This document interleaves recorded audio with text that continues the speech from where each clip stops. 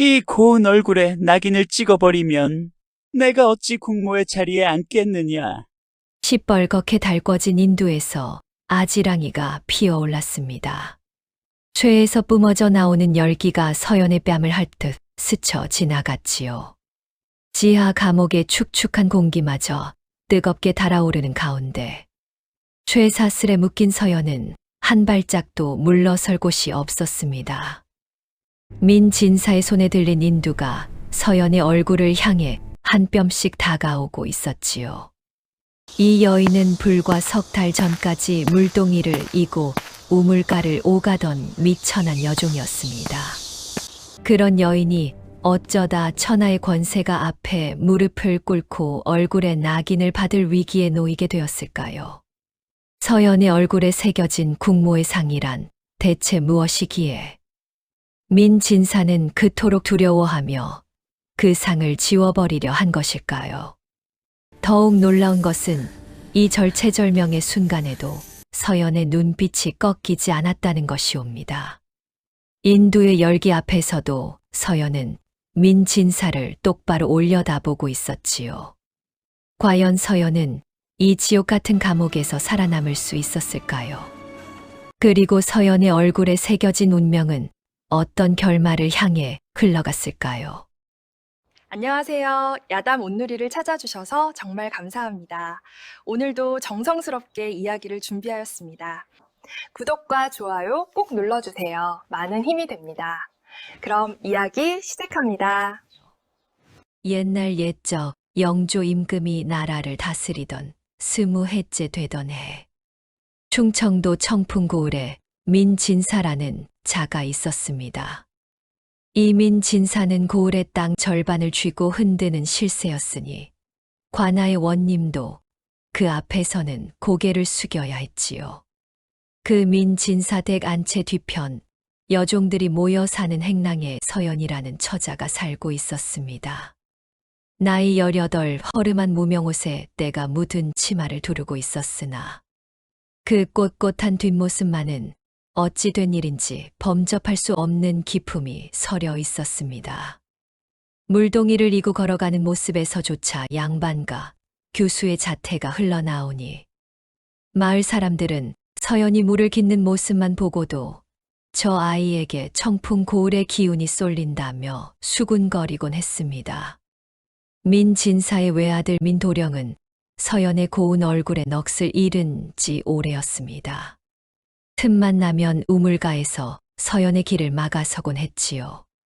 서연아, 내가 내 곁에 있으면 비단 옷도 입혀주고 만난 것도 실컷 먹여주마. 어차피 종년 팔자에 이보다 나은 길이 어디 있겠느냐? 민도령이 서연의 팔목을 움켜쥐며 능글맞게 말했습니다. 서연은 차갑게 팔을 빼내며 고개를 돌렸으나 그 눈 속에는 분노보다 깊은 슬픔이 가라앉아 있었습니다. 민 부인은 그런 아들의 꼴을 보며 이를 갈았습니다.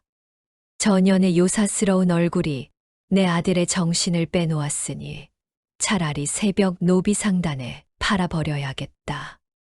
며 입버릇처럼 말하였습니다.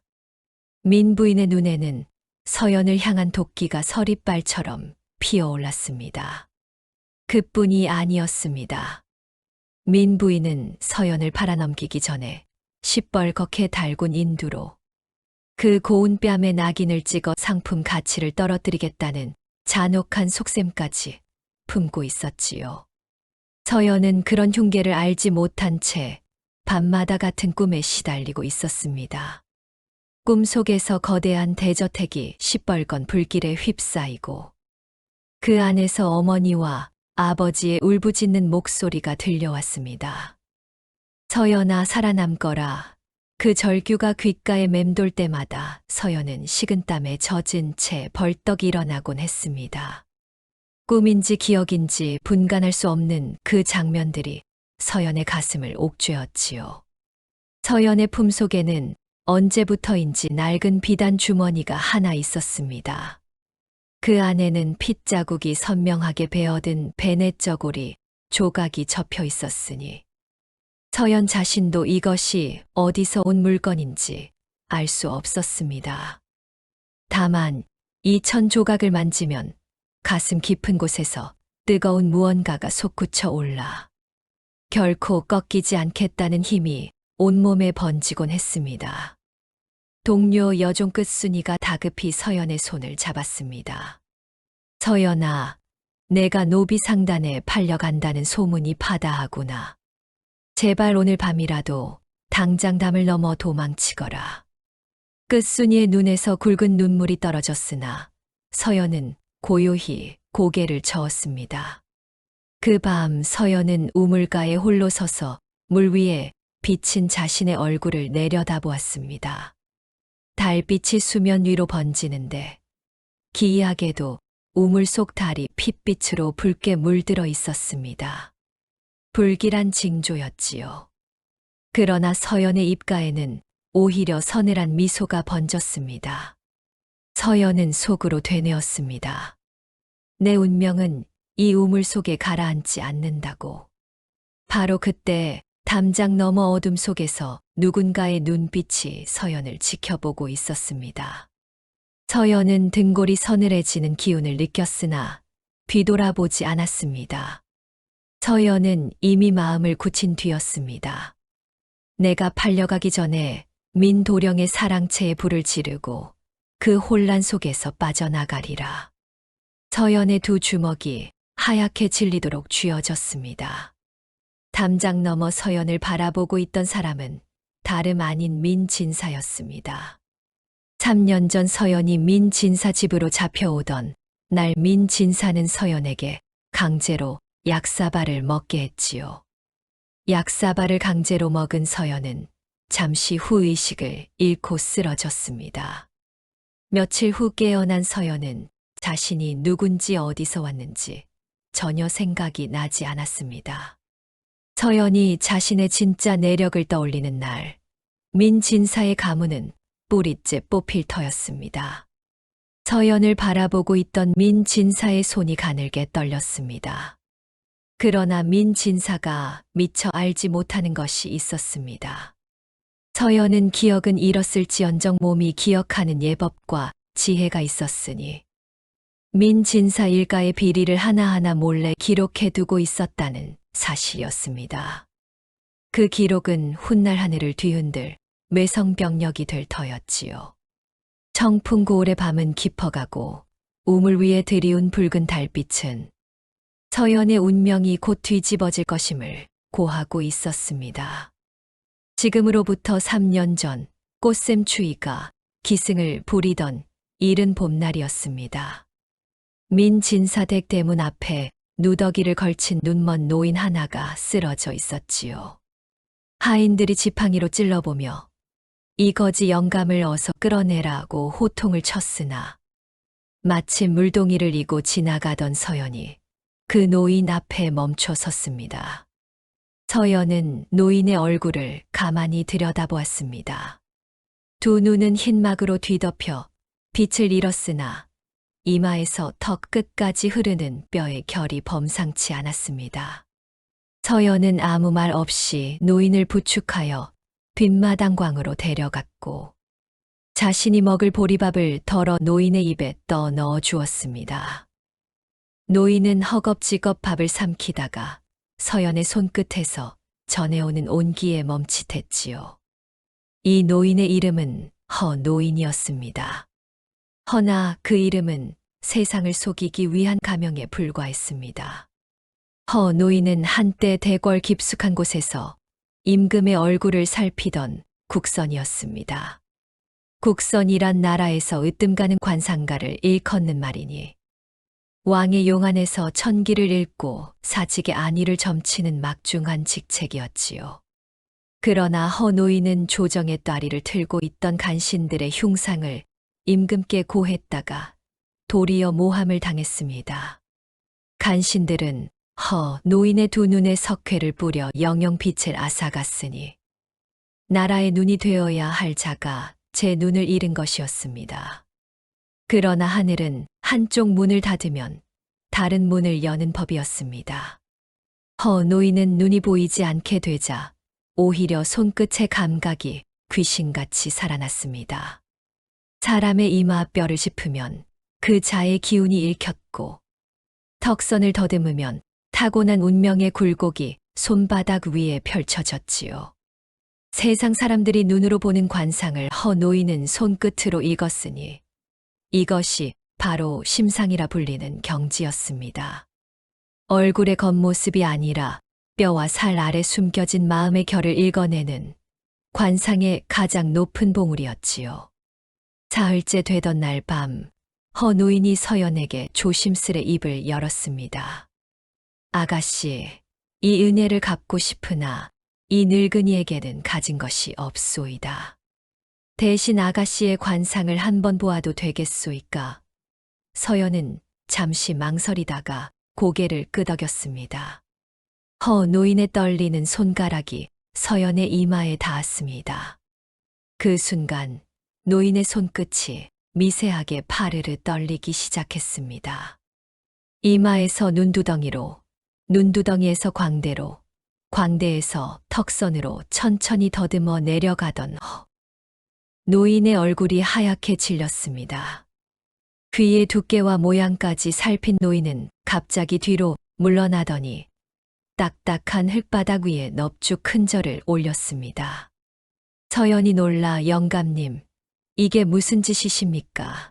하며 부축하려 했으나 노인의 두 눈에서 눈물이 비 오듯 쏟아지고 있었습니다.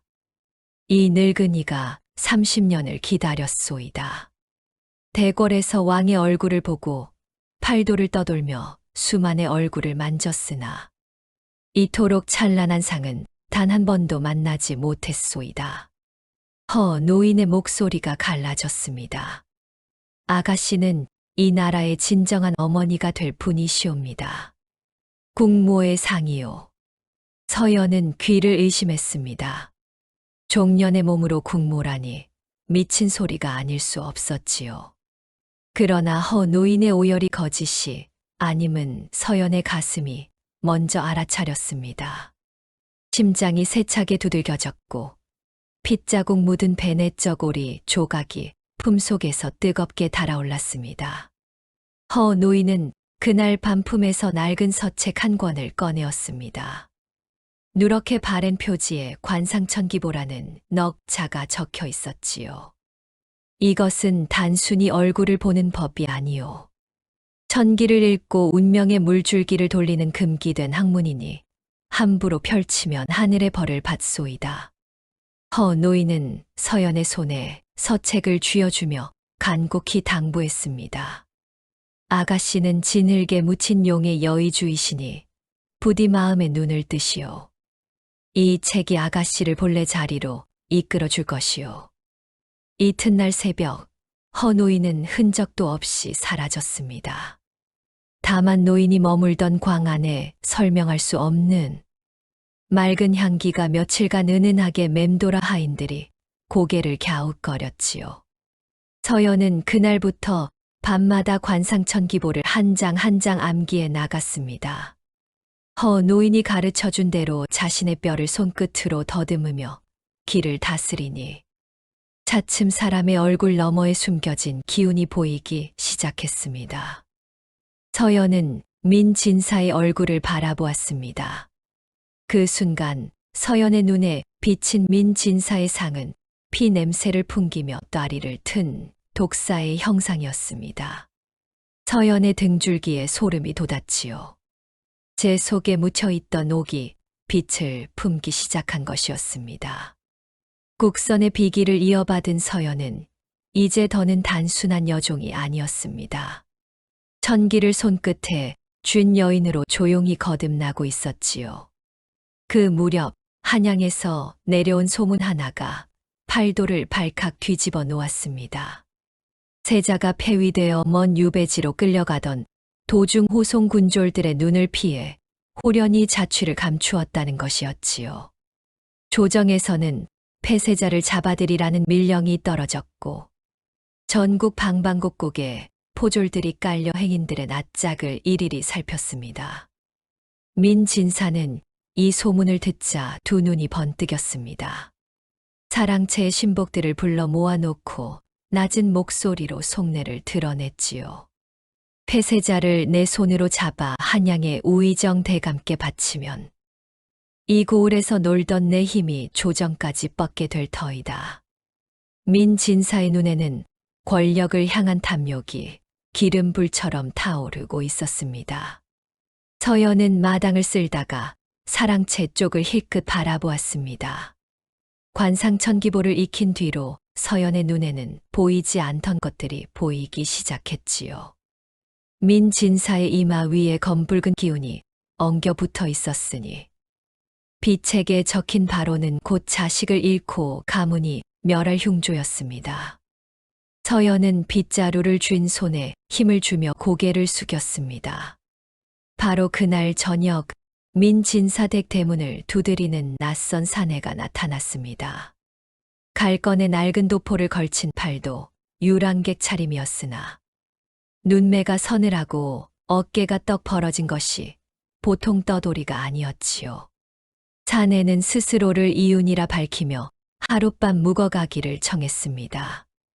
민 진사는 요즘 떠도는 자들 중에 폐쇄자가 섞여 있을지 모른다는 생각에 오히려 반색하며 사랑채로 들였습니다. 서연은 부엌에서 숭늉을 데워 사랑채로 날랐습니다. 문지방을 넘으며 이윤에게 사발을 올리는 순간 서연의 손이 덜컥 멈추었습니다. 이윤의 두 눈 속에 번개가 치는 듯한 기운이 서려 있었으니 빛책에서 읽은 천둥 치는 용의 기상과 한치도 다르지 않았습니다. 숭늉 사발이 미세하게 흔들렸고 서연은 황급히 고개를 숙여 떨림을 감추었습니다. 이윤 또한 서연을 놓치지 않았습니다. 남루한 무명 옷차림의 여종이 숭늉을 올리는 손놀림에서 양반과 교수의 격식이 묻어나왔으니 이윤은 찻잔을 받아들고도 한동안 서연의 뒷모습을 시선에서 놓지 못했지요. 그날 밤 민 부인은 드디어 서연을 손보기 시작했습니다. 노비 상단에 넘기기 전에 길을 꺾어 놓겠다며 서연을 뒷마당 창고에 가두고 자물쇠를 채웠지요. 내일 새벽까지 밥 한 톨 물 한 모금 주지 마라. 굶겨서 혼을 빼놓아야 순순히 끌려간다. 민 부인의 명이 떨어지자 하인들은 고개를 조아리며 물러났습니다. 서연은 캄캄한 창고 안에서 벽 틈새로 새어드는 달빛에 의지하여 숨을 고르고 있었습니다. 그때 마당 건너편 사랑채 처마 아래를 거니는 이윤의 그림자가 벽 틈 사이로 어른거렸지요. 서연은 있는 힘을 다해 낮은 목소리를 짜냈습니다. 날이 용이 구렁이 굴에 빠졌으니 어서 발톱을 세우소서. 바람결에 실려간 그 한마디에 이윤의 발걸음이 얼어붙었습니다. 자정이 넘자 이윤은 창고 앞으로 다가왔습니다. 나무 창살 사이로 두 사람의 눈이 처음으로 마주쳤지요. 내가 나를 안다는 말이냐? 이윤이 낮게 물었습니다. 서연은 창살을 움켜쥔 채 대답했습니다. 나리의 눈에 서린 기운은 구름 위의 용이 잠시 땅으로 내려온 형상이옵니다. 이 미천한 종의 눈이 아니라 하늘의 이치가 그리 말하고 있사옵니다. 이윤은 숨을 멈추었습니다. 서연은 이윤의 손금을 보지도 생년월일을 묻지도 않았습니다. 다만 창살 너머로 이윤의 눈을 마주한 채 그가 겪은 배신과 슬픔, 피부치에게 버림받은 외로움까지 낱낱이 짚어내었지요. 이윤의 눈시울이 붉어졌습니다. 세상 누구도 알아주지 못한 상처를 이 여종이 손끝 하나 대지 않고 읽어낸 것이었습니다. 이윤은 직감했습니다. 이 여인은 단순히 점을 치는 아이가 아니라 자신의 대업을 함께할 귀인이라는 것을 말입니다.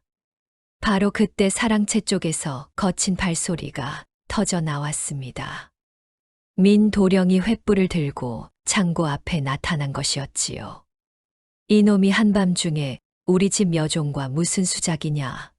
민 도령의 눈에 질투의 불길이 이글거렸습니다. 이윤은 태연히 한 발 물러섰으나 민도령의 고함에 온 집안이 들썩이기 시작했습니다.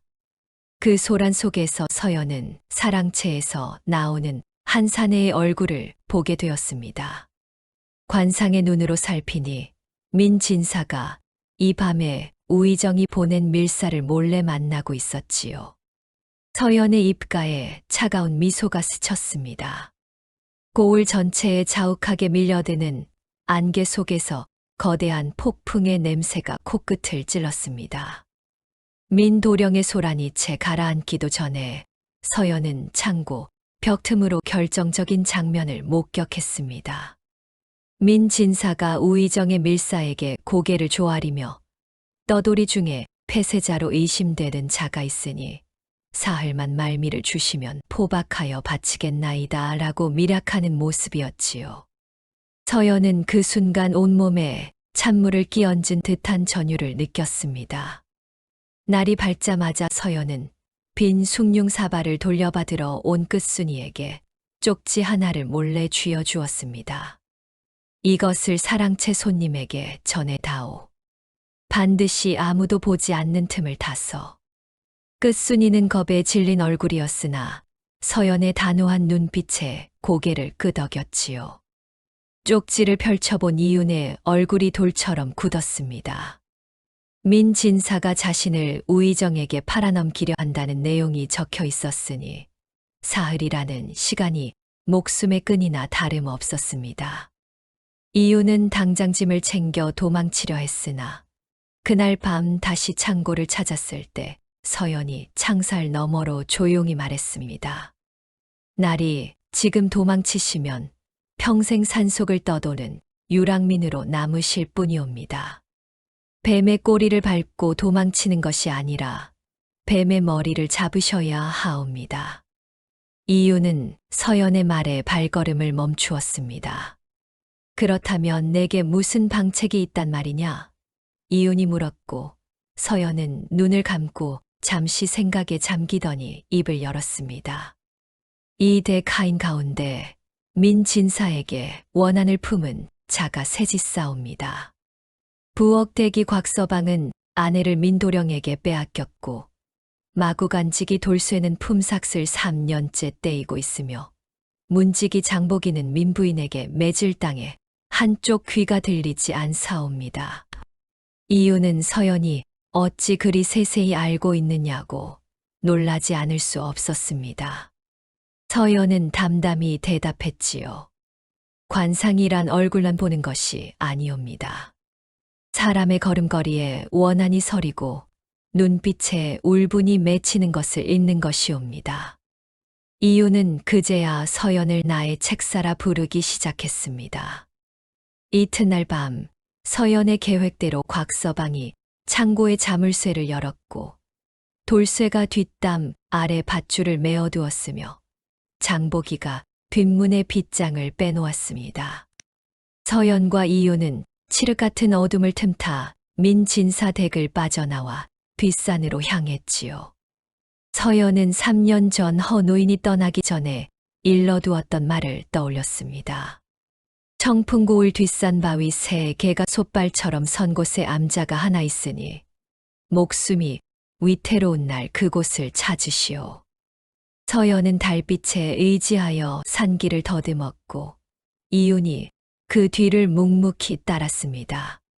산길을 오르는 동안 서연은 이윤에게 조정 간신들의 이야기를 풀어놓았습니다. 우의정은 눈 밑에 검은 기가 짙으니 탐욕은 끝이 없으나 간이 작아 정면 대결에 약하옵니다. 병조판서는 코끝이 갈라져 있으니 겉으로는 강해 보여도 아랫사람의 배신에 무너지는 상이옵니다. 서연이 비책에서 읽은 관상의 이치를 하나하나 풀어낼 때마다 이윤의 눈빛이 되살아났습니다. 무너져 내렸던 왕제로서의 자부심이 가슴 깊은 곳에서 다시 불을 지피고 있었지요. 산 중턱을 지날 무렵 아래쪽에서 횃불이 점점이 번지며 거친 고함 소리가 들려왔습니다. 민진사가 추격대를 보낸 것이었습니다. 서연은 가던 길을 멈추고 주위의 나무와 바위를 살폈습니다. 관상의 눈으로 산세의 기운을 읽어낸 서연은 이윤에게 속삭였지요. 날이 저 갈림길에서 왼편으로 가시면 골짜기가 좁아지는 곳이 있사옵니다. 그곳에 돌을 쌓아두면 추격자들의 발이 묶이옵니다. 이유는 서연의 말대로 돌무더기를 쌓았고 뒤쫓던 군졸들은 좁은 골짜기에서 서로 엉켜 넘어지며 갈피를 잡지 못했습니다. 추격대의 횃불이 엉뚱한 방향으로 흩어지는 것을 확인한 뒤 두 사람은 다시 산길을 올랐습니다. 서연의 발이 돌부리에 걸려 비틀거리자 이윤이 재빨리 서연의 허리를 붙잡았습니다. 서연은 놀라 몸을 굳혔으나 이윤은 자연스레 서연의 짐까지 받아들며 앞장을 섰지요. 서연의 가슴이 봄눈 녹듯 뜨거워졌으나 입 밖으로는 아무 말도 꺼내지 못했습니다. 새벽녘 마침내 바위 새 개가 솥발처럼 서 있는 곳에 당도했습니다. 이끼 낀 돌벽 뒤에 작은 암자가 숨어 있었지요. 이유는 허름한 암자 마루에 걸터 앉으며 부러진 칼을 내려놓았습니다. 서연은 그 칼을 조용히 들어 달빛에 비추어 보더니 말했습니다. 이 칼은 비록 부러졌으나 칼날에 서린 기운은 죽지 않았사옵니다. 이 칼이 다시금 옥좌에 빛을 내는 날이 반드시 올 것이옵니다. 이유는 서연의 눈을 바라보며 오랫동안 말이 없었습니다. 달빛 아래 서연의 얼굴을 찬찬히 살피던 이윤의 눈썹이 미세하게 떨리기 시작했습니다. 서연의 미간 위로 흐르는 뼈의 결, 눈매 끝에 살짝 올라간 선, 입술 아래 턱으로 이어지는 부드러운 곡선이 이윤의 기억 깊은 곳을 세차게 두드렸지요.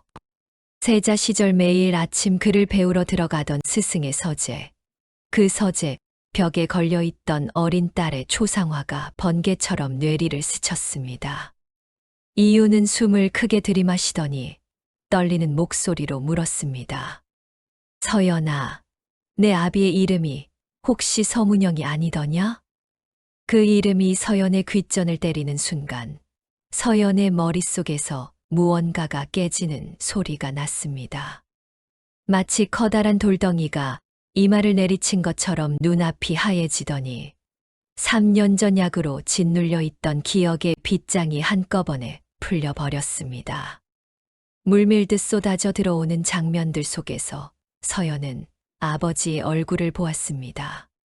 서재의 앉아붙을 잡은 손으로 어린 서연의 머리카락을 넘겨주던 그 온화한 눈매, 한여름 밤마루에서 서연을 무릎에 앉히고 별자리를 짚어주던 다정한 목소리, 그리고 마지막으로 시뻘건 불길 속에서 서연을 밀어내며 외치던 절규까지. 서연아 살아남거라.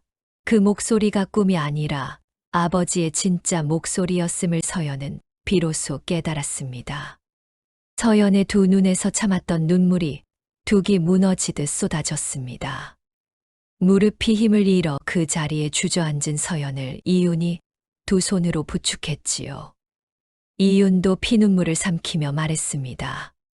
서문영 선생은 내가 세자 시절 글과 덕을 가르쳐 주신 가장 충직한 스승이셨다.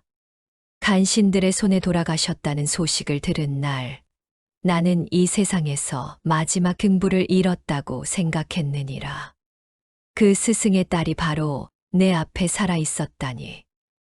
이윤의 목소리도 갈라져 나왔습니다. 두 사람은 그 새벽 서로의 아픔을 나누며 단순한 동맹이 아닌 영혼의 반려자가 되었습니다. 날이 밝자 서연은 비책의 마지막 장에 적힌 용을 승천시키는 법을 펼쳐 놓았습니다. 이유는 서연의 지시에 따라 팔도에 흩어진 옛 충신들에게 은밀한 전가를 띄우기로 하였습니다. 산속 암자에서 시작된 두 사람의 대업이 이제 막 첫 숨을 틔우고 있었습니다. 서연과 이윤이 자취를 감추자 민 진사댁은 발칵 뒤집어졌습니다. 민 부인은 서연이 사라진 창고 앞에서 땅을 치며 울부짖었지요. 그년이 숨겨둔 물건이 있을 것이다. 기어이 찾아내라. 민부인이 찾는 것은 다름 아닌 관상천 기보였습니다. 서연이 밤마다 무언가를 읽고 외운다는 소문을 하인들에게서 들은 까닭이었지요. 민부인은 서연과 가까이 지내던 하인들을 하나하나 끌어다가 곤장을 쳤으나 비책의 행방은 끝내 알아내지 못했습니다. 한편 산속 암자에서 서연은 이윤에게 대담한 계책을 내놓았습니다. 나리께서 한양으로 가시려면 관아의 통행증이 반드시 있어야 하옵니다. 사흘 뒤 고을 원님이 여는 봄맞이 연회에 제가 기생으로 변복하여 잠입하겠사옵니다. 이윤은 고개를 저으며 만류했으나 서연은 단호했습니다. 나리, 제 얼굴 하나 걸고 통행증을 얻지 못한다면 이 관상쟁이는 쓸모가 없는 것이옵니다. 연회 당일 서연은 암자 근처 개울에서 머리를 빗어 올리고 사냐초로 입술을 물들였습니다. 끝순이가 몰래 가져다 준 비단 저고리를 걸치니 여종의 모습은 온데간데 없고 한양에서 내려온 명기의 자태가 되살아났지요. 서연은 연회장에 들어서자마자 관상의 눈으로 원님의 얼굴을 살폈습니다. 원님은 귀 뒤쪽이 붉고 인중이 깊었으니 아첨에 약하고 풍류를 탐하는 상이었습니다. 서연은 어렸을 때 배운 거문고를 한 곡 타자 그 거문고 소리에 원님은 넋이 나갔습니다.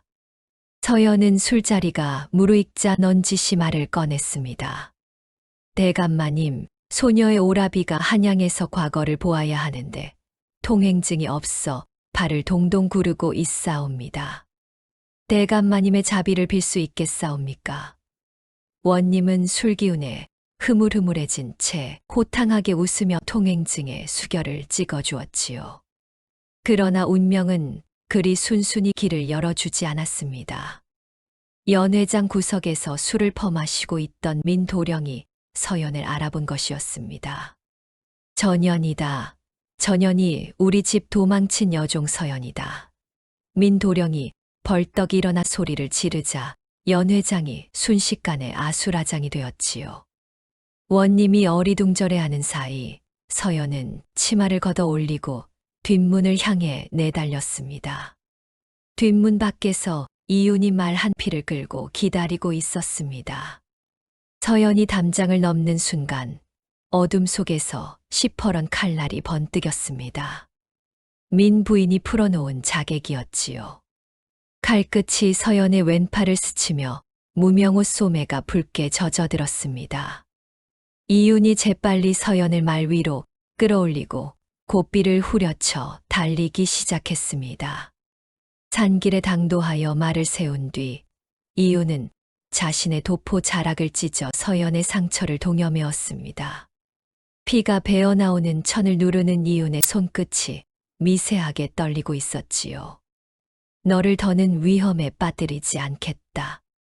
이 목숨을 걸고 맹세하마. 이윤의 목소리에 서린 진심에 서연의 눈시울이 뜨거워졌으나 서연은 고개를 저으며 대답했습니다. 나리, 제 팔의 상처보다 나리의 대업을 보좌하는 것이 더 시급하옵니다. 이까지 칼자국에 주저앉을 서연이 아니옵니다. 그 무련민 진사는 우의정에게 급보를 띄워 한양의 군대를 불러들였습니다. 청풍고을의 모든 길목에 관군이 깔리고 산으로 통하는 오솔길마다 초소가 세워졌지요. 쥐 한 마리 빠져나갈 틈이 없는 철통 같은 포위망이었습니다. 서연은 상처가 채 아물기도 전에 비책을 펼쳐 들었습니다. 관상의 이치로 관군 장수의 얼굴을 떠올려 보니 미간에 불만의 주름이 깊고 입꼬리가 축 처져 있었으니 녹봉에 쫓겨 마지못해 싸우는 자의 상이었습니다. 서연은 이윤에게 말했지요. 저 장수는 충성심이 아니라 돈으로 움직이는 자이옵니다. 금 10냥이면 눈을 감아줄 것이옵니다. 이윤이 전가를 보내 충신들이 모여들 집결지를 정한 것은 청풍고을 서쪽 느티나무 골이었습니다. 그런데 집결 하루 전날 밤 서연이 잠결에 벌떡 일어나 이윤의 소매를 잡아당겼습니다. 날이 느티나무 골로 가서는 아니 되옵니다. 서연은 낮에 집결지 방향의 산세를 살피다가 기이한 점을 발견했던 것이었지요. 산새들이 그 골짜기 위를 피해 돌아 날고 골짜기 입구에 풀잎에 이슬이 맺히지 않았으니 사람의 체온이 숲속에 가득 차 있다는 뜻이었습니다. 서연은 비책에 적힌 지세를 읽는 법으로 확신했습니다. 관군이 이미 골짜기 양쪽에 매복하고 있사옵니다. 그대로 들어가면 주머니, 속쥐가 되는 것이옵니다. 이유는 서연의 말을 믿고 급히 전가를 돌려 집결지를 산 너머 갈대밭으로 바꾸었습니다. 이튿날 느티나무 골에 먼저 정찰을 보낸 돌쇠가 숨을 헐떡이며 돌아왔지요. 골짜기 양편 바위 뒤에 관군 100여 명이 칼을 빼들고 엎드려 있었사옵니다. 이유는 서연을 돌아보며 등줄기에 식은땀을 흘렸습니다. 한 발만 늦었어도 모두가 그물에 걸린 물고기 신세였지요. 서연은 곧바로 두 번째 의문을 파고들었습니다. 집결지는 이윤과 서연, 그리고 전가를 받은 충신들만 아는 은밀한 장소였으니 관군이 미리 매복했다는 것은 안에서 새어나간 것이 틀림없었습니다. 서연은 갈대밭에 모여든 사내들을 한 사람씩 찬찬히 살폈습니다. 모여든 사내들의 얼굴에서는 오랜 유랑에 찌든 피로와 주군을 다시 만난 벅찬 감격이 익혔지요. 그런데 구석에 웅크린 한 사내의 눈동자가 쉴 새 없이 흔들리고 콧방울이 미세하게 벌름거리는 것을 서연은 놓치지 않았습니다. 비책에 이르기를 눈이 한 곳에 머물지 못하고 콧날이 떨리는 자는 속에 감춘 거짓이 밖으로 새어나오는 상이라 했지요. 날이 저자가 첩자이옵니다. 서연이 귓속말로 알리자 이유는 첩자를 당장 잡아들이는 대신 서연의 계책에 따라 그를 역으로 이용하기로 했습니다. 첩자에게 일부러 거짓 이동 경로를 흘려보내 관군의 눈을 엉뚱한 곳으로 돌린 것이었지요. 관군이 거짓 정보를 물고 동쪽으로 빠지는 사이 서연은 본격적인 반격을 설계했습니다. 서연은 비책에 지세 있는 법을 펼쳐 전장의 지형을 손바닥 보듯 짚어냈지요. 날이 서쪽 고갯마루는 좁고 가파르니 관군의 수가 많아도 한 줄로 늘어설 수밖에 없사옵니다. 고갯마루 양쪽에 돌무더기와 굵은 통나무를 쌓아두었다가 적이 절반쯤 들어섰을 때 위에서 굴려보내면 앞뒤가 끊어져 오도 가도 못하게 되옵니다. 이유는 충신들을 셋으로 나누어 서연이 짚어준 자리에 배치했습니다. 거짓 정보가 빗나갔음을 뒤늦게 깨달은 관군이 서쪽 고갯마루로 몰려들었을 때 서연의 계책은 한치의 빈틈도 없이 맞아떨어졌습니다. 돌무더기가 벼락처럼 쏟아져 내리자 관군의 대열이 두 동강 났고 뒤이어 굴러 내려온 통나무의 퇴로마저 막혀버렸지요. 이윤이 새 칼을 뽑아 들고 선봉에 서서 고함을 지르자 충신들이 사방에서 함성을 올리며 쏟아져 나왔습니다. 관군은 수가 많았으나 좁은 골에 갇힌 채 제대로 진을 펴지 못하고 우왕좌왕했지요. 서연이 미리 파악한 대로 녹봉에 마지못해 따라온 군졸들은 싸울 의지가 없었으니 칼을 내던지고 항복하는 자가 속출했습니다. 골짜기의 승전고 소리가 울려 퍼지는 순간 서연에게 급한 소식이 날아들었습니다. 민 부인이 서연을 유인하기 위해 끝순이를 인질로 잡아 민 진사 댁 마당에 묶어 놓았다는 것이었지요. 서연의 얼굴이 사색이 되었습니다. 끝순이는 서연에게 유일하게 따뜻한 손을 내밀어준 것이었으니 그 아이를 버리고 갈 수는 없었습니다. 서연의 눈에서 뜨거운 눈물이 흘러내렸지요. 이윤이 서연의 손을 꼭 잡았습니다. 함께 가서 구하자. 너 혼자 짊어질 짐이 아니다. 이윤의 단단한 소나귀에서 전해오는 열기에 서연은 고개를 들었습니다. 서연은 피 묻은 왼팔을 부여잡으며 속으로 되뇌었습니다. 끝순아, 반드시 데려오마. 끝순이를 구하기 위해 서연과 이윤은 야밤을 틈타 민진사댁으로 되돌아갔습니다. 서연은 이미 포섭해둔 곽서방이 거하는 행랑채로 가 곽서방을 만났습니다. 끝순이는 곳간 옆광에 묶여 있고 민 부인은 안채에서 잠이 들었사옵니다. 허나 민 도령이 사랑채에서 자객넷을 거느리고 지키고 있사옵니다. 곽서방의 목소리가 바들바들 떨렸습니다. 서연은 관상의 눈으로 담장 너머 사랑채의 기운을 살폈습니다. 자객들의 살기가 시뻘건 아지랑이처럼 피어오르고 있었으나 그 가운데 하나의 기운이 유독 흔들리고 있었지요. 서연은 곽서방에게 속삭였습니다. 사랑채 동쪽 끝에 앉은 자객은 마음이 흔들리는 상이니 은자 5냥을 쥐어주고 잠시 자리를 비우게 하시오.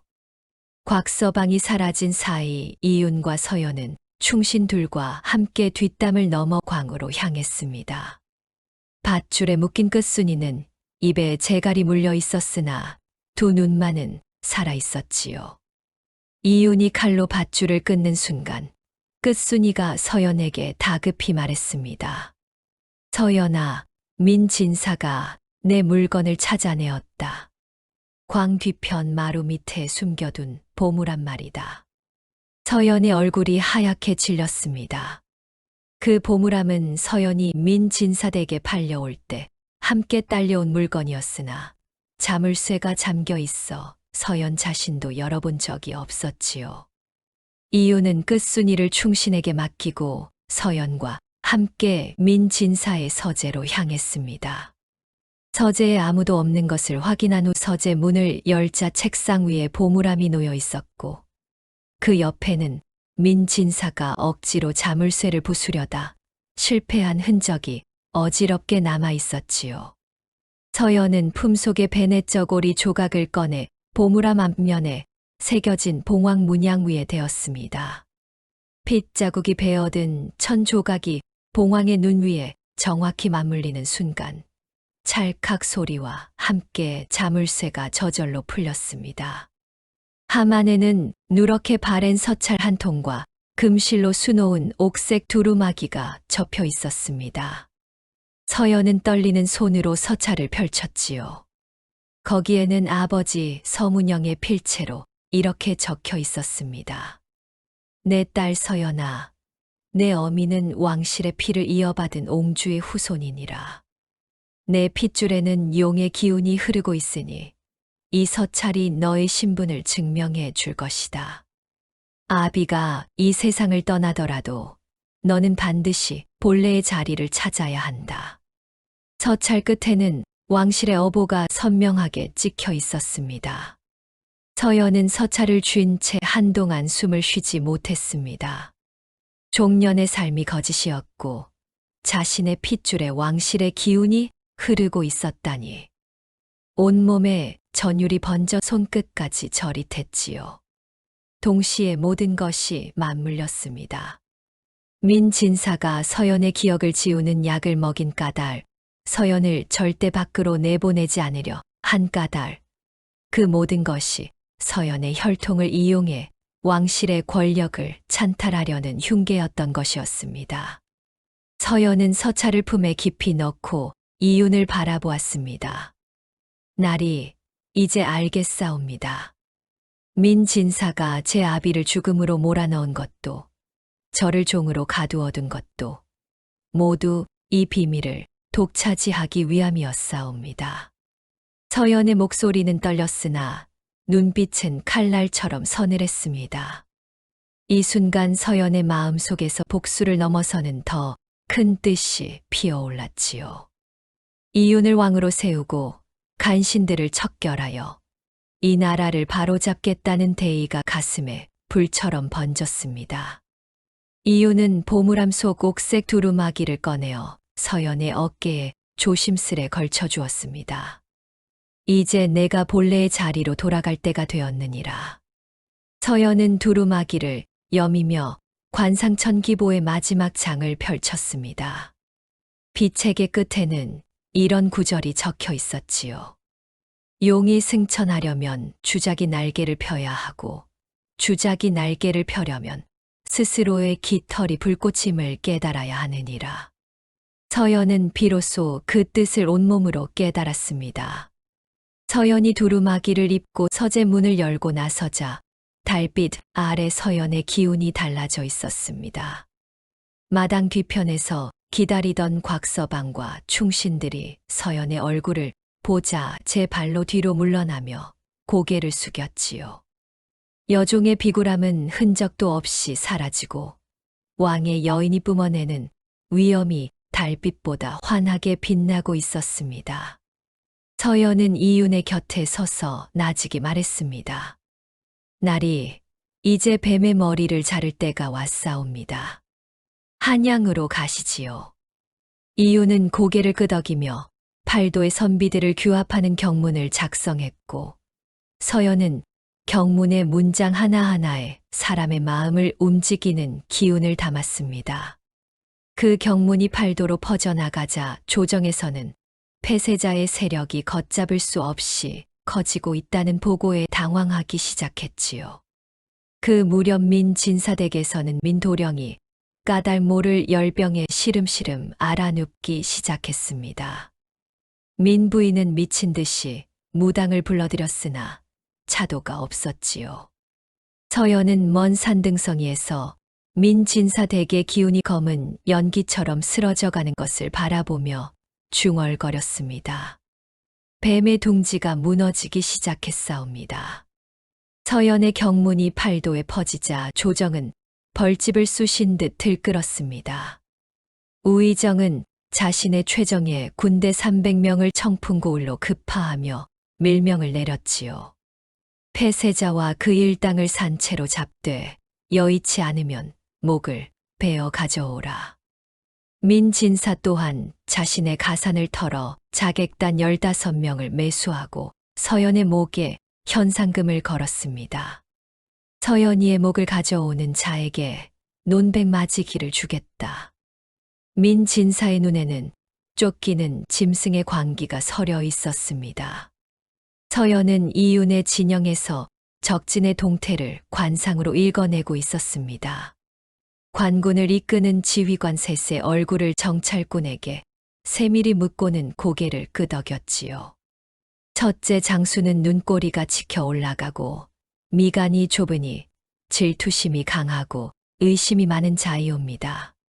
둘째 장수는 입이 크고 턱이 벌어졌으니 공을 독차지하려는 욕심이 대단한 자이옵니다. 이 둘 사이에 불씨를 던지면 제 발로 무너질 것이옵니다. 서연은 가짜 밀서를 2통 만들었습니다. 첫째 장수에게는 둘째가 공을 가로채려 우의정에게 단독 밀서를 보냈다는 내용을, 둘째에게는 첫째가 폐쇄자와 내통하고 있다는 내용을 흘렸지요. 서연의 이간지게가 서서히 먹혀들어 적진에 균열이 생기기 시작하던 바로 그때 민진사가 상상도 못할 악행을 저질렀습니다.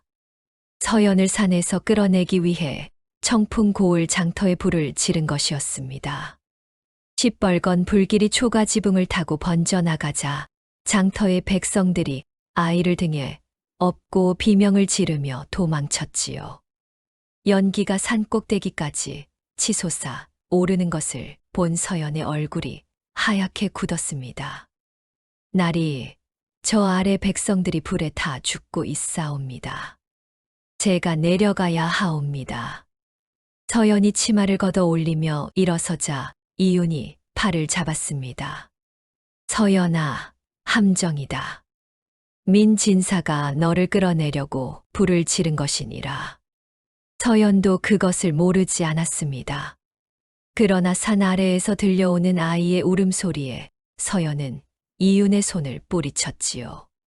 함정인 줄 알면서도 가지 않으면 제가 어찌 이 나라의 어머니가 되겠사옵니까? 서연은 충신 5과 함께 산을 내려가 불길 속으로 뛰어들었습니다.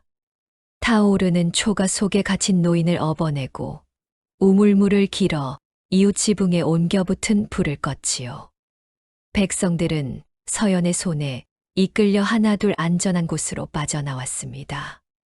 그러나 마지막 아이를 구해 돌아서는 순간 골목 양쪽에서 관군이 쏟아져 나왔습니다. 민진사의 함정이 덫처럼 닫힌 것이었지요. 서연은 포위되었다는 전가를 받은 이윤이 전군을 이끌고 산을 내려왔으나 관군의 수가 너무나 많았습니다. 치열한 접전 끝에 서연을 구출하는 데는 성공하였으나 이윤은 많은 군사를 잃고 뒷산으로 밀려났지요. 적장이 이윤에게 항복 권유를 보내왔습니다. 서연을 넘기면 목숨은 살려주겠다. 여자 하나와 내 대업을 맞바꿀 셈이냐? 이윤의 이를 가는 소리가 밤하늘에 울렸습니다. 서연은 이윤이 자신 때문에 대업을 그르칠 것을 두려워했습니다. 새벽녘 서연은 충신들이 잠든 사이 홀로 진영을 빠져나와 적진을 향해 걸어 들어갔지요. 뒤늦게 서연이 사라진 것을 안 이윤이 미친 듯이 뒤쫓았으나 서연은 관군의 창끝 앞에 이미 무릎을 꿇고 있었습니다. 이윤은 분노와 절망으로 울부짖었으나 서연은 끌려가면서도 뒤를 돌아보며 눈빛으로 신호를 보냈습니다. 나리, 기다리소서. 적의 지하 감옥에 갇힌 서연에게 우의정의 신복들이 들이닥쳤습니다. 폐쇄자의 군사가 어디에 숨어 있느냐? 비책은 어디에 있느냐? 모진 고문이 시작되었지요. 매질이 등을 찢고 뜨거운 물이 손등을 덮었으나 서연은 이를 악물고 입을 열지 않았습니다. 오히려 고문하는 간수들의 얼굴을 하나하나 살피며 나지게 말했지요.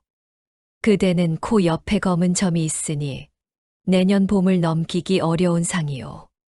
그리고 그대는 눈 밑살이 떨리니 처자식이 큰 병을 앓게 될 것이요. 나를 선대하면 그대들에게 해결책을 주겠소. 간수들은 서연의 예언에 간담이 서늘해져 서로의 얼굴을 살피며 뒷걸음질 쳤습니다.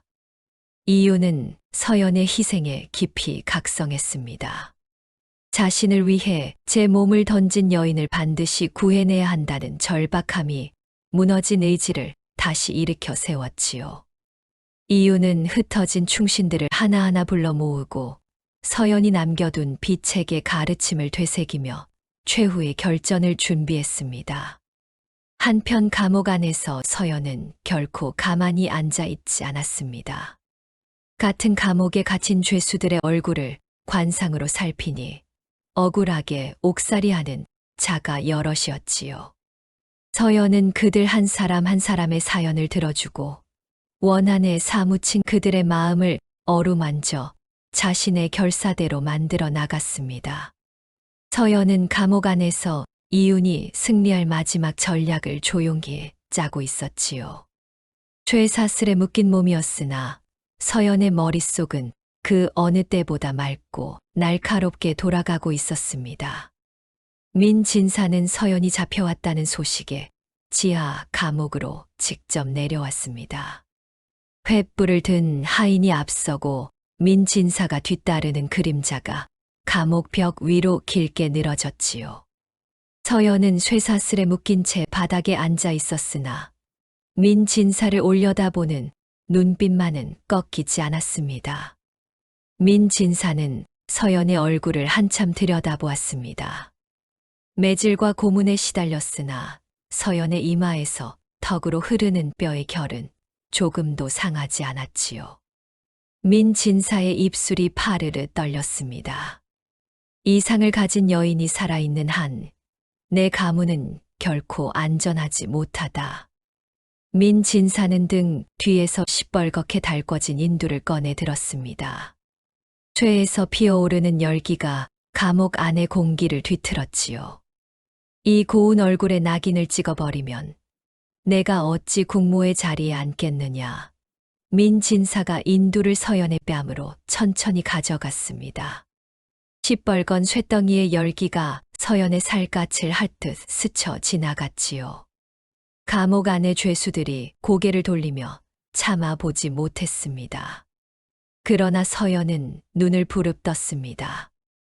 물러서기는커녕 오히려 민 진사의 얼굴을 똑바로 쏘아보며 입을 열었지요. 내 상은 하늘이 내린 것이니 내가 살을 태운들 그 기운이 사라지겠느냐. 이 인두의 불씨가 도리어 내 가문을 태울 것이다. 서연의 호통이 감옥 벽을 타고 울려 퍼졌습니다. 그 기세가 어찌나 서슬퍼렇던지 민 진사의 손이 제 의지와 상관없이 덜덜 떨리기 시작했지요.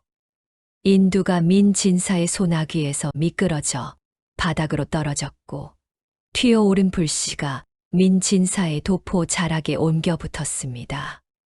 민 진사가 비명을 지르며 옷을 털어내는 사이 감옥 안의 죄수들은 서연을 경외하는 눈으로 바라보았습니다. 민 진사가 허둥지둥 감옥을 빠져나간 뒤 서연은 피투성이 손으로 감옥 벽을 더듬었습니다. 서연의 머릿속은 이윤이 승리할 최후의 전략으로 가득 차 있었지요. 서연은 자신의 손가락을 깨물어 피를 내더니 감옥 벽에 그림을 그리기 시작했습니다. 조정간신들의 약점과 관군 지휘관들의 허점, 보급로의 위치와 성문의 취약한 지점을 모두 담은 관상 지도였지요. 서연은 결사대로 포섭한 간수 하나에게 벽에 그림을 낱낱이 외우게 한 일이 끝순이에게 전하라고 당부했습니다. 그 시각 민 부인이 독약을 담은 사발을 들고 감옥으로 내려왔습니다. 내가 살아있는 것 자체가 저주로구나. 이것을 마시면 고통 없이 보내주마. 민 부인의 손이 서연의 턱을 움켜쥐고 사발을 입으로 가져갔지요. 서연은 사발을 물리치는 대신 민 부인의 눈을 가만히 들여다보았습니다. 마님의 왼쪽 눈 아래 살이 푸르게 떨리고 있사옵니다. 빛에게 이르기를 그것은 자식을 먼저 보내는 어미의 상이옵니다. 민 도령의 열병이 낫지 않는 까닭을 아시옵니까? 민 부인의 얼굴이 백지장처럼 하얘졌습니다. 아들의 병세가 날로 깊어지고 있다는 사실이 급소를 찔린 것이었지요. 민 부인의 손에서 힘이 빠지며 독약 사발이 바닥에 쏟아졌습니다. 한편 산속에서 이유는 벼랑 끝에 몰려 있었습니다. 관군의 수적 우세에 밀려 패퇴를 거듭하던 이윤에게 끝순이가 목숨을 걸고 서연의 관상 지도를 전해왔지요. 이윤은 벽에 그려진 내용을 옮겨 적은 종이를 펼치며 눈을 크게 떴습니다.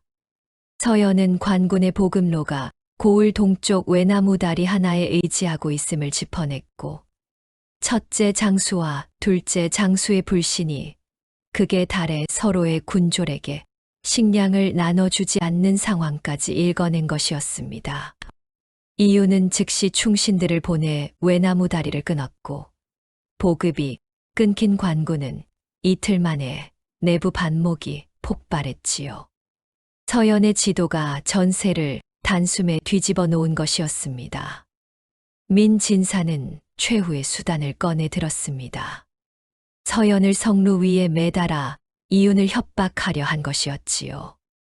밧줄에 묶인 서연이 성벽 끝에 세워지자 아래에서 올려다보는 이윤의 얼굴이 찢어질 듯 길그러졌습니다.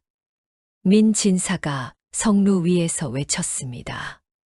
한 발짝이라도 더 다가오면 인연을 떨어뜨리겠다. 서연은 바람에 흩날리는 머리카락 사이로 이윤을 내려다보며 목청을 높였습니다. 날이 저를 보지 마시옵소서. 오직 대엄만을 보소서. 서연이 스스로 성벽 난간 위로 몸을 기울이는 순간 하늘이 시커멓게 뒤집히며 벼락이 내리쳤습니다. 눈부신 섬광이 민 진사의 깃발을 두 동강 내었고 깃대가 쓰러지며 성루 위의 군졸들이 혼비백산하여 사방으로 흩어졌지요. 이유는 피눈물을 흘리며 성문을 향해 돌격했습니다. 바로 그 순간 서연이 감옥에서 포섭한 결사대가 안쪽에서 성문의 빗장을 힘껏 밀어 젖혔지요. 묵직한 성문이 천천히 열리기 시작했습니다. 이윤의 함성이 밤하늘을 가르고 충신들의 발소리가 대지를 울렸습니다. 서연은 성벽 위에서 그 광경을 내려다보며 허 노인의 목소리를 들었지요. 아가씨는 반드시 이 나라의 어머니가 될 분이시옵니다. 서연은 속으로 맹세했습니다. 반드시 살아남아 백성을 지키는 어머니가 되겠노라고. 성문이 열리는 순간 이유는 칼을 높이 지켜들고 선봉에 서서 성 안으로 쏟아져 들어갔습니다. 그러나 이것은 이윤의 진짜 작전이 아니었지요. 이윤은 정면으로 돌격하는 척하며 관군의 시선을 성문 앞으로 집중시키고 그 틈에 서연이 포섭한 결사대 20명이 성 뒤편 하수구를 통해 안으로 스며들고 있었습니다. 서연이 감옥 안에서 그려낸 관상 지도의 마지막 장에는 이런 계책이 적혀 있었지요. 적의 장수셋은 서로를 믿지 못하니 그 불신의 골이 깊어지면 칼끝이 바깥이 아니라 안으로 향하게 되옵니다. 서연의 예언은 한치도 빗나가지 않았습니다. 보급이 끊긴 지 사흘째, 첫째 장수는 둘째 장수가 군량미를 빼돌렸다고 의심했고, 둘째 장수는 첫째 장수가 폐쇄자에게 항복할 뜻을 품고 있다고 확신하고 있었지요.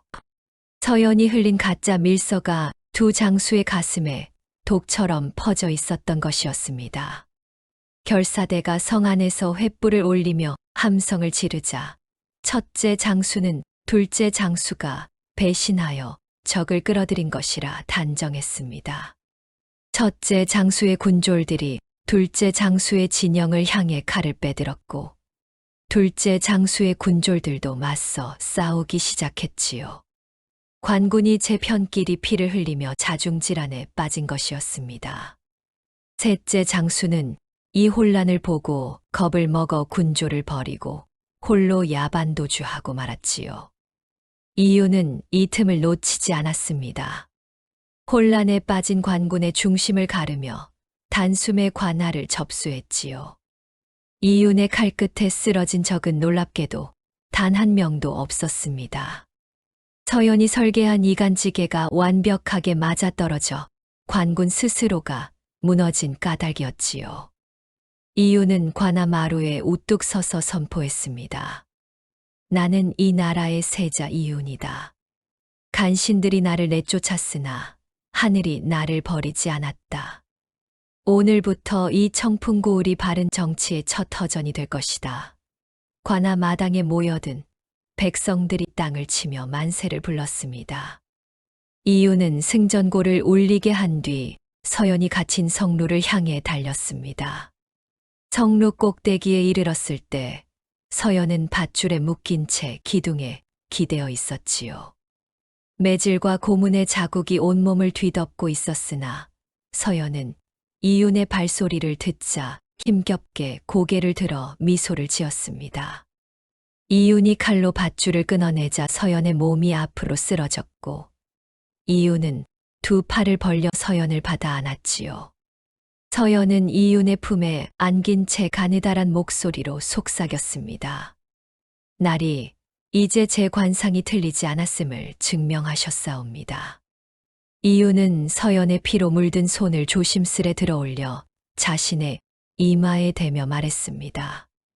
이 손이 없었다면 나는 여전히 길 위의 흙먼지였을 것이다. 내가 나의 눈이요, 나의 날개였느니라. 이윤의 눈에서 뜨거운 눈물이 서연의 손등 위로 떨어졌지요. 이윤은 가마를 준비시켜 서연을 태우고 자신은 정식 세자의 예복을 갖추어 입고 백성들 앞에 당당히 나섰습니다. 관아 앞 너른 마당에 모여든 청풍고을의 백성들은 세자의 위엄과 서연의 지략을 두 눈으로 확인한 뒤였으니 스스로 무릎을 꿇고 충성을 맹세했지요. 서연은 가마 안에서 마지막 힘을 짜내어 붓을 잡았습니다. 민진사와 우의정의 비리를 낱낱이 기록한 교지를 작성한 것이었지요. 민진사가 서문영을 죽음으로 몰아넣은 내막, 우의정이 왕실의 재물을 빼돌린 장부, 간신들이 주고받은 밀서의 내용까지 서연이 3년간 종의 몸으로 기록해온 모든 것이 한 장의 교지에 빠짐없이 담겼습니다. 이윤을 따르는 무리는 이제 수만 명으로 불어났습니다. 팔도에서 경문을 받아든 선비와 의병들이 구름처럼 모여들었고 이윤의 행렬은 한양을 향해 거침없이 나아갔지요. 서연은 이윤의 곁에 앉아 관상 비책으로 앞길을 살폈습니다. 조정에 남아있는 관리들의 상을 하나하나 읽어내며 충신과 간신을 가려냈지요. 날이 이조참파는 눈빛이 맑고 이마가 넓으니 나리를 따를 충신이옵니다. 허나 호조판서는 입꼬리가 음흉하게 처져 있으니 끝까지 우의정의 편에 설 것이옵니다. 이유는 서연의 안목을 전적으로 믿고 진군의 방략을 세워나갔습니다. 그 무렵 민진사는 자신이 가장 천하게 여기던 여종의 계략의 모든 것을 잃었음을 깨달았습니다. 가사는 몰수되었고 자객들은 뿔뿔이 도망쳤으며 외아들 민도령은 열병에서 깨어나지 못하고 있었지요. 민진사는 미친 듯이 웃다가 울다가를 반복하더니 자신의 댁 우물 앞에 서서 수면을 내려다보았습니다. 물 위에 비친 자신의 얼굴에는 서연이 선포한 대로 멸문의 흉조가 시커멓게 드리워져 있었지요.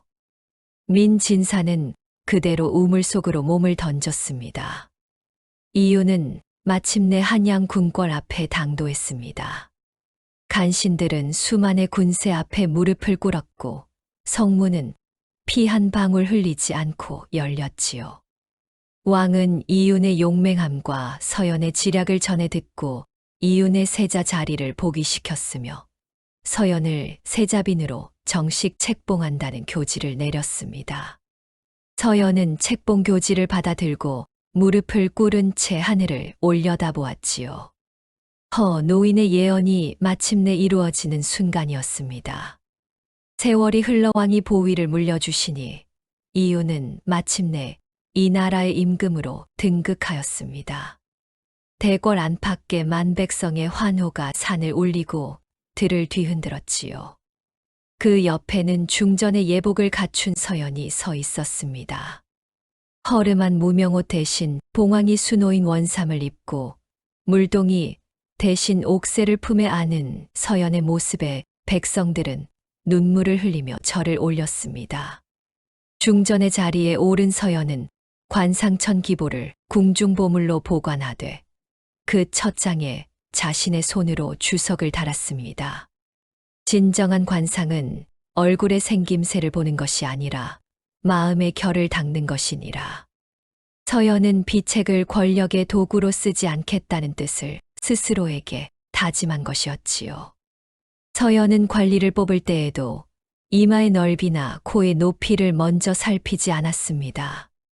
그 사람이 백성을 대할 때 눈빛이 따뜻한지, 아랫사람 앞에서 목소리가 부드러운지 그 마음의 결을 먼저 살폈지요. 백성들은 서연의 이러한 정치를 두고 심상의 정치라 부르며 칭송하였습니다. 민진사의 가사는 남김없이 몰수되어 가난한 백성들에게 고루 나뉘었습니다. 민진사에게 땅을 빼앗기고 종살이하던 자들이 제 논을 되찾아 봄보리를 심었으니 청풍고을의 들판에는 오랜만에 풍년의 기운이 감돌았지요.